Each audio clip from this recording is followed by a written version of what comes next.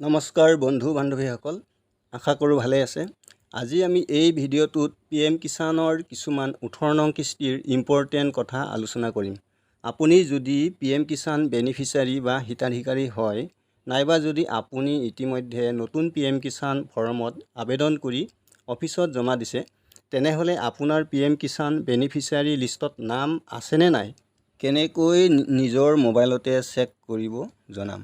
আৰু যদি আপোনাৰ লিষ্টত নাম আছে, তেনেহ'লে নো ইয়ৰ ষ্টেটাছৰ জৰিয়তে কেনেকৈ যি তিনিটা ইম্পৰ্টেণ্ট কাম শুদ্ধ নে ভুল হৈ আছে কেনেকৈ জানিব, এই ভিডিঅ'ৰ জৰিয়তে আমি আলোচনা কৰিম।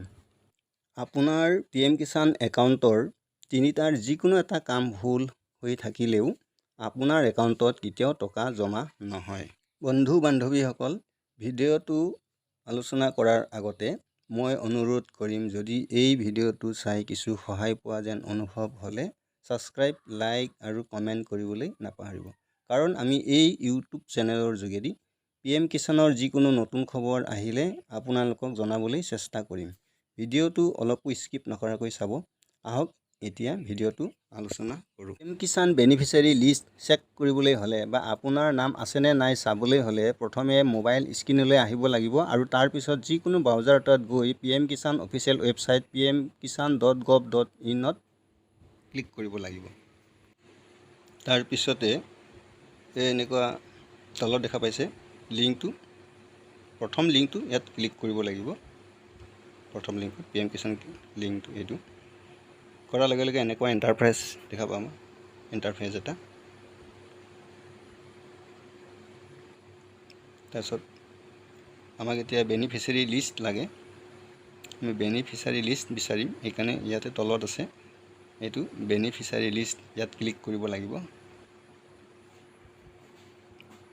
এই বেনিফিচিয়াৰী লিষ্টত ক্লিক কৰাৰ লগে লগে আমি এনেকুৱা ইণ্টাৰফেচ দেখা পাম। তাৰপিছত এটা আসাম, ষ্টেটটো আসাম হ'ব। ডিষ্ট্ৰিক্ট আপুনি নিজৰ ডিষ্ট্ৰিক্টটো দিব। তাৰপিছত চাব ডিষ্ট্ৰিক্ট, ব্লক, ভিলেজ, আপুনি নিজৰ ভিলেজ, নিজৰ ব্লক, নিজৰ চাব ডিষ্ট্ৰিক্টটো ইয়াতে অপশ্যনত ক্লিক কৰি যাব। ষ্টেটটো আসামেই হ'ব, আসাম ক্লিক কৰিলোঁ। ডিষ্ট্ৰিক্ট মই ইয়াত বঙাইগাঁও দিছোঁ। তাৰপিছত চাব ডিষ্ট্ৰিক্ট বৈতামাৰী, ব্লক বৈতামাৰীত ক্লিক কৰিছোঁ। তাৰপিছত ভিলেজ প্ৰথম অপশ্যনটোৱে দিছোঁ।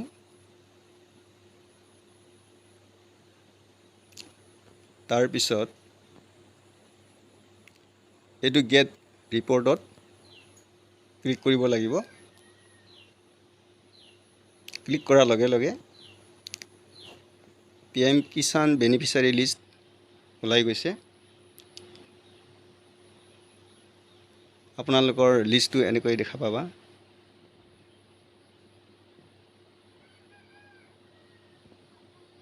যিবিলাক মানুহে বেনিফিচিয়াৰী লিষ্টত নাম চাব বিচাৰিছে এনেকৈ চাব পাৰিব। যদি নাই, অফিচত যোগাযোগ কৰিব পাৰে। আকৌ বেগ আহিলোঁ, ইয়াত চাব নো ইয়ৰ ষ্টেটাছ, ইয়াত ক্লিক কৰিব লাগিব।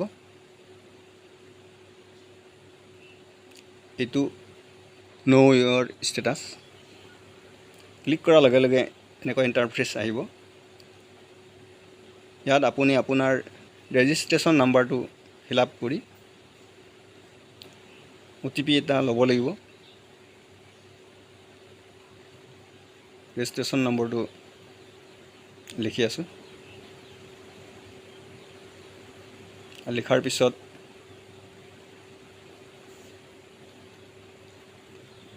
কেপচা কোডটো লিখিব লাগিব।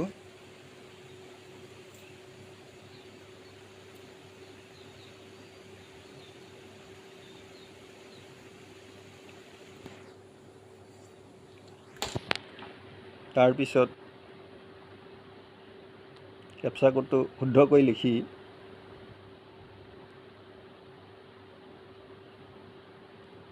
ক্লিক কৰি দিলোঁ।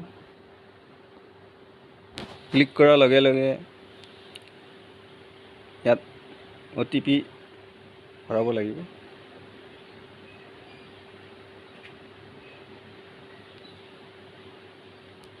OTP আহি গৈছে।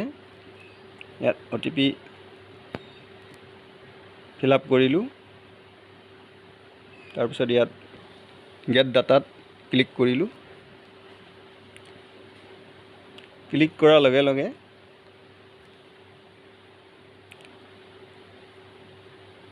এনেদৰে ষ্টেটাছটো চাব পাৰিব। আপোনাৰ ষ্টেটাছটো চাব পাৰিব। ইয়াত লেণ্ড সিডিং, eKYC আৰু একাউণ্ট সকলোবোৰ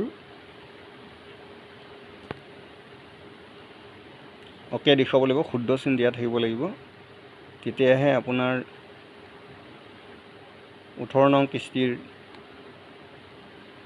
টকা আপোনাৰ একাউণ্টত জমা হ'ব। যদি আপোনাৰ নো ইয়ৰ ষ্টেটাছ চেক কৰাৰ পাছত eKYC yes, Aadhaar seeding yes, land seeding yes নহয়, তেনেহ'লে আপুনি অফিচত গৈ যোগাযোগ কৰি ঠিক কৰি ল'ব লাগিব। ইয়াতে লেণ্ড সিডিং ইয়েছ, এইটো লেণ্ড সিডিং দেখিছে, ইয়াত ইয়েছ দেখুৱাইছে। আধাৰ সিডিং ইয়েছ, আধাৰ বেংক একাউণ্ট সিডিং ইয়েছ দেখুৱাইছে, ষ্টেটাছটো ইয়েছ আছে। তাৰপিছত eKYC ষ্টেটাছ ইয়েছ। ইয়াৰ তিনিটাও সদায় ইয়েছ থাকিব লাগিব, তেতিয়াহে আপোনাৰ একাউণ্টত টকা জমা হ'ব। যদি তিনিটাৰ ভিতৰত যিকোনো এটা কেঞ্চেল হয় বা ক্ৰছ চিন থাকে, ৰঙা চিন থাকে, তেনেহ'লে আপোনাৰ একাউণ্টত কেতিয়াও টকা জমা নহয়। গতিকে বন্ধু বান্ধৱীসকল, আপোনালোকে নো ইয়ৰ ষ্টেটাছ OTPৰ সহায়ত এনেদৰে আপুনি চেক কৰি চাব পাৰিব।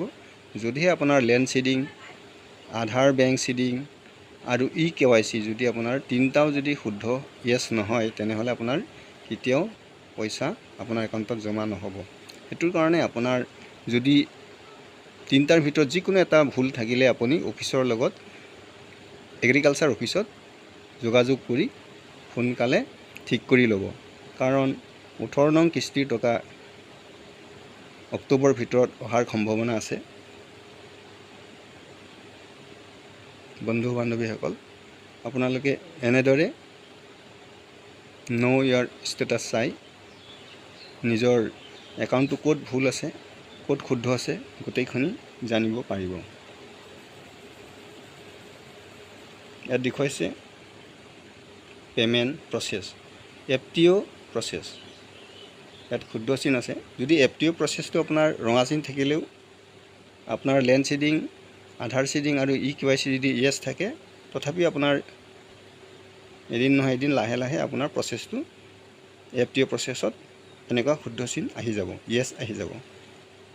কিছুমানৰ প্ৰথমত ইয়েছ নাথাকি ৰঙা চিন, ক্ৰছ চিন থাকে FTO প্ৰচেছত। কিন্তু ওপৰৰ যিটো তিনিটা সিডিং, ইম্পৰ্টেণ্ট যিটো নেকি কাম PM কিষাণৰ, সেইটো তিনিটাও যদি শুদ্ধ থাকে, তেনেহ'লে আপোনাৰ একো প্ৰব্লেম নাই, একো ভাবিবলৈ নাই। আজিলৈ ভিডিঅ'টো ইমানতে সামৰিছোঁ। ধন্যবাদ।